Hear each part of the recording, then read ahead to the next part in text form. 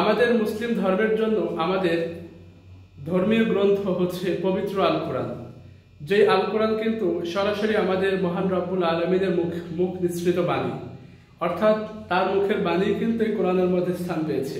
এবং এই কোরআনের মধ্যে আল্লাহ পাক রব্বুল আলমিন আমাদের জন্য কিন্তু বেশ কিছু নির্দেশনা দিয়ে রেখেছে, অর্থাৎ যেই নির্দেশনাগুলি মেনেই আমরা এই পার্থিব জীবনে আমাদের জীবনকে পরিচালনা করব।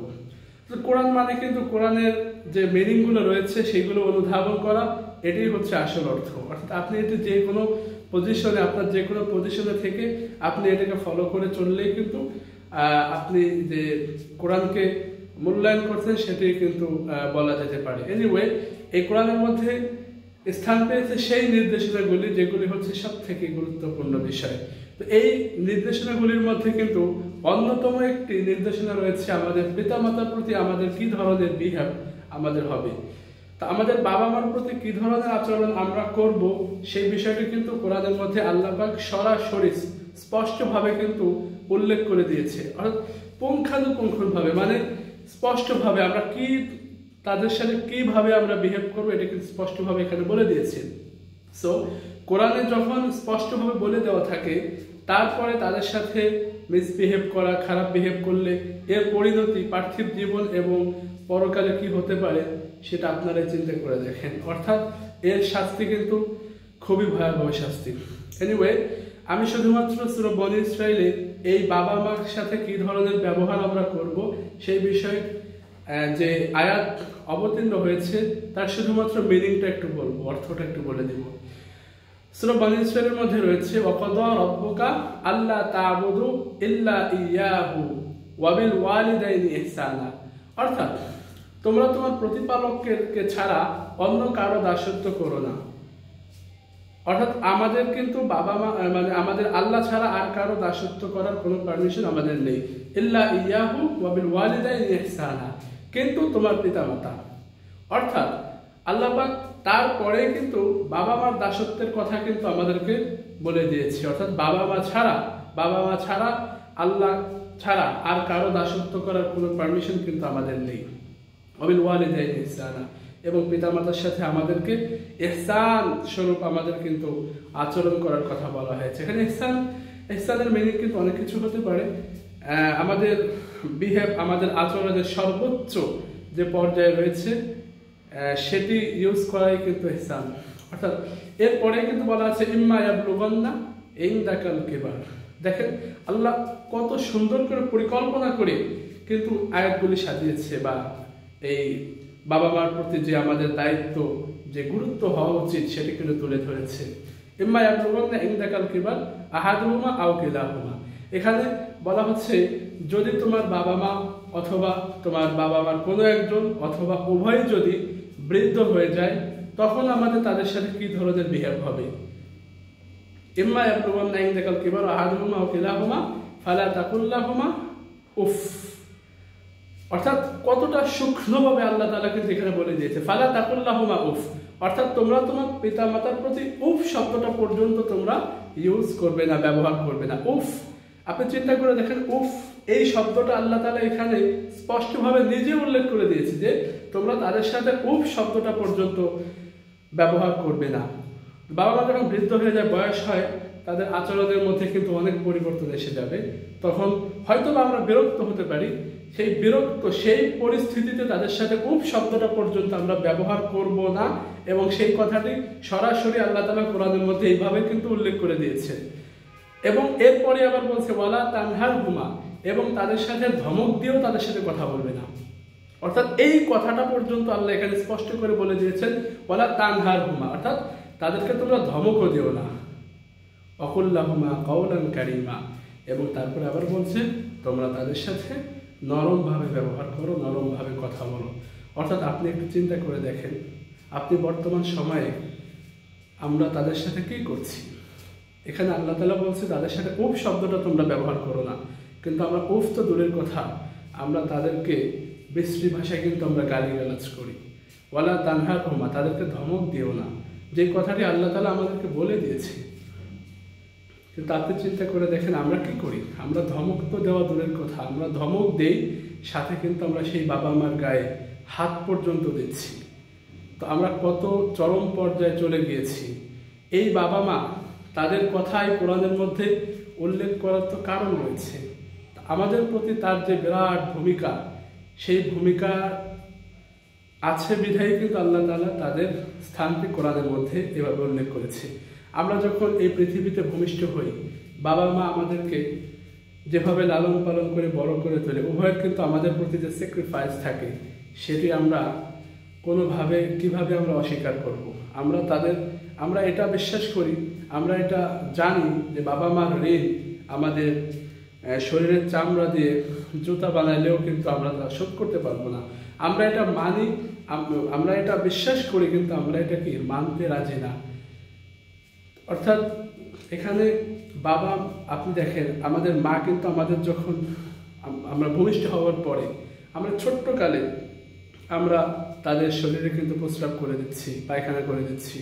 সেই মা কিন্তু আমাদেরকে আমাদের এই ময়লা কাপড় পরিষ্কার করে নতুন একটি কাপড় পরিয়ে দিচ্ছে, তিলে তিলে আমাদেরকে ছোট থেকে বড় করে তুলছে। আর এই বাবা ছোটকাল থেকে প্রবাস নামক জীবনে চলে যায়, শুধুমাত্র এই ছেলে মেয়ে এবং তার ওয়াইফ সবাইকে ছেড়ে বিভিন্ন অনুষ্ঠান যে কোনো কিছু থেকে সে কিন্তু বঞ্চিত থাকে। অর্থাৎ সে শুধুমাত্র আমাদের পরিবারকে সুন্দর করে রাখবে, পরিবারের মুখে হাসি ফোটানোর জন্য, তাদের ছেলেটি হয়েছে, ছেলের যাতে ভবিষ্যৎটি উজ্জ্বল হয়, সেজন্য কিন্তু সে কিন্তু প্রবাস নামক জীবনে কিন্তু জেলখানার মধ্যে আবদ্ধ হয়ে যায়। কিন্তু আমরা কি করি? আমরা ধীরে ধীরে কিন্তু বড় হই। অর্থাৎ এই বাবা মা কেমন যেন অনেকটা এইরকম, তারা মানে দুধ কলা দিয়ে কেমন যেন কাল সাপ পুষছে। সবার ক্ষেত্রে না, অনেক ছেলেমেয়ের ক্ষেত্রে বিষয়টি এরকম হয়ে দাঁড়িয়েছে। তারা তিলে তিলে বড় করে তোলে, যখন তারা বড় হয়ে যায় একটা সময় আমরা দেখেছি আমাদের কিন্তু বাবা মা নিজেরা ব্লেড দিয়ে চুল কেটে দিত।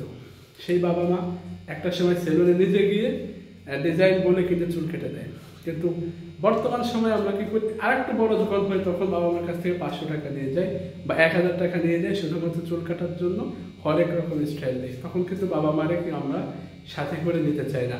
অনেক সময় এমনও হয় যে বাবা মাকে সাথে নিয়ে যেতে আমরা লজ্জা বোধ পর্যন্ত করি। বন্ধু বান্ধবের সাথে, যে বন্ধু বান্ধব কি মনে করবেন ওর বাবা মা কিরকম দেখতে, ঠিক আছে, এই লজ্জাবোধের কারণে আমরা অনেক সময় বাবা মাকে সাথে পর্যন্ত নিতে পারি না, এবং বন্ধুদের সাথে কিন্তু বাবা মার পরিচয়টা পর্যন্ত আমরা করিয়ে দিতে পারি না। সো এনিওয়ে, দেখেন তো এই মা বাবা আমাদেরকে যখন বড় করে তুলে একটা পর্যায়ে গিয়ে আমরা যখন বড় হয়ে যাই, তখন কিন্তু আমরা তাদের কোনো কথা শুনি না। আমরা তাদের সাথে একের পর এক খারাপ ব্যবহার কিন্তু করেই যাই।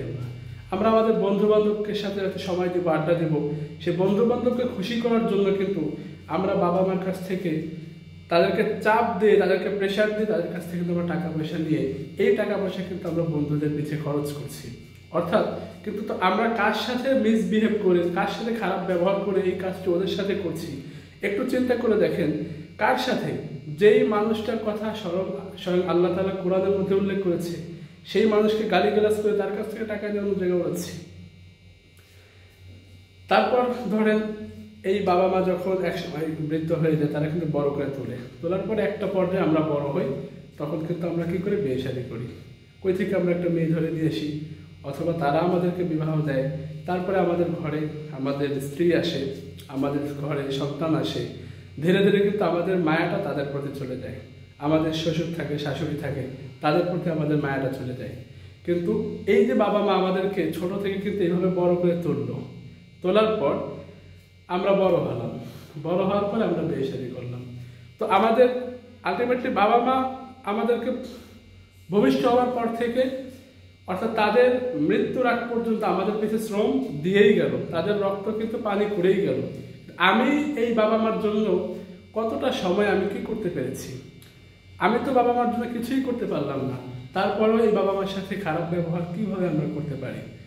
তো যখন বিয়ে শাদী হয়ে যায়, তখন তো আর বাবা মার প্রতি আর আগের মতো টান থাকে না, টানটা চলে যায় স্ত্রীর প্রতি, ছেলে মেয়ে আসে তাদের প্রতি। আর যারা ভালো বিহেভ করে বাবা মার সাথে বিয়ের পরে, তারপরে আপনি দেখেন ওনারা কিন্তু আমাদেরকে বড় করতে করতে, তখন ওনাদের যে বয়সটি থাকে সেই বয়সে ওনার বেশি দিন বেঁচে থাকে না পৃথিবীতে। অর্থাৎ আমরা তাদেরকে সেবাও যদি করি, তাদের সাথে ভালো কিছুও করি, তাও আমরা সর্বোচ্চ 5 থেকে 10 বছর বাবা মাকে পাই।